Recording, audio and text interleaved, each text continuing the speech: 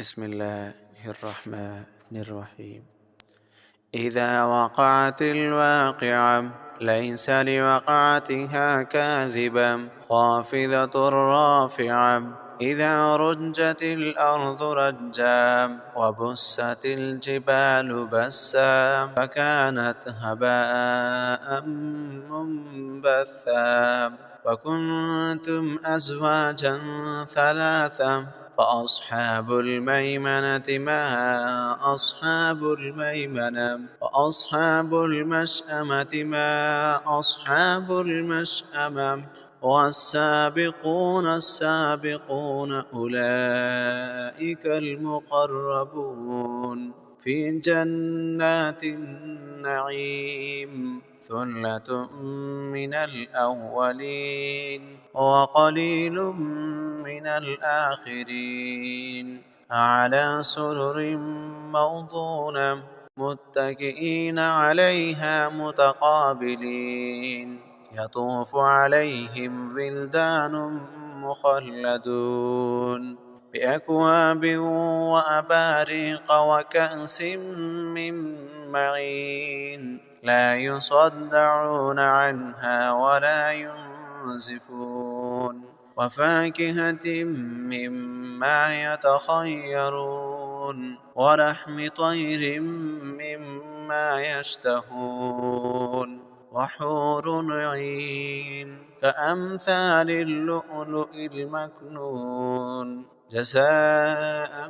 بما كانوا يعملون لا يسمعون فيها لغوا ولا تأثيما إلا قيلا سلاما سلاما أصحاب اليمين ما أصحاب اليمين في سدر مخضود وطلح منضود وظل ممدود وماء مسكوب وفاكهة كثيرة لا مقطوعة ولا ممنوعة وفرش مرفوعة إنا أنشأناهن إنشاء فجعلناهن أبكارا عربا أترابا لأصحاب اليمين ثلة من الأولين وثلة من الآخرين وأصحاب الشمال ما أصحاب الشمال في سموم وحميم وظل من يحموم لا بارد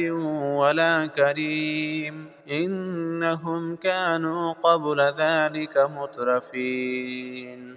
وكانوا يصرون على الحنث العظيم وكانوا يقولون أإذا متنا وكنا ترابا وعظاما أإنا لمبعوثون أوآباؤنا الأولون قل إن الأولين والآخرين لمجموعون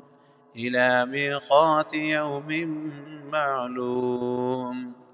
ثم إنكم أيها الضالون المكذبون لآكلون من شجر من زقوم فمالئون منها البطون فشاربون عليه من الحميم فشاربون شرب الهيم هذا نزلهم يوم الدين نحن خلقناكم فلولا تصدقون أفرأيتم ما تمنون أأنتم تخلقونه أم نحن الخالقون نحن قدرنا بينكم الموت وما نحن بمسبوقين على أن نبدل أمثالكم وننشئكم فيما لا تعلمون ولقد علمتم النشأة الأولى فلولا تذكرون أفرأيتم ما تحرثون أأنتم تزرعونه أم نحن الزارعون لو نشاء لجعلناه حطاما فظلتم تفكهون إنا لمغرمون بل نحن محرومون أفرأيتم الماء الذي تشربون أأنتم أنزلتموه من المزن أم نحن المنزلون لو نشاء جعلناه أجاجا فلولا تشكرون أفرأيتم النار التي تورون أأنتم أنشأتم شجرتها أم نحن المنشئون نحن جعلناها تذكرة ومتاعا للمقوين فسبح باسم ربك العظيم فلا أقسم بمواقع النجوم وإنه لقسم لو تعلمون عظيم إنه لقرآن كريم في كتاب مكنون لا يمسه إلا المطهرون تنزيل من رب العالمين أفبهذا الحديث أنتم مدهنون وتجعلون رزقكم أنكم تكذبون فلولا إذا بلغت الحلقوم وأنتم حينئذ تنظرون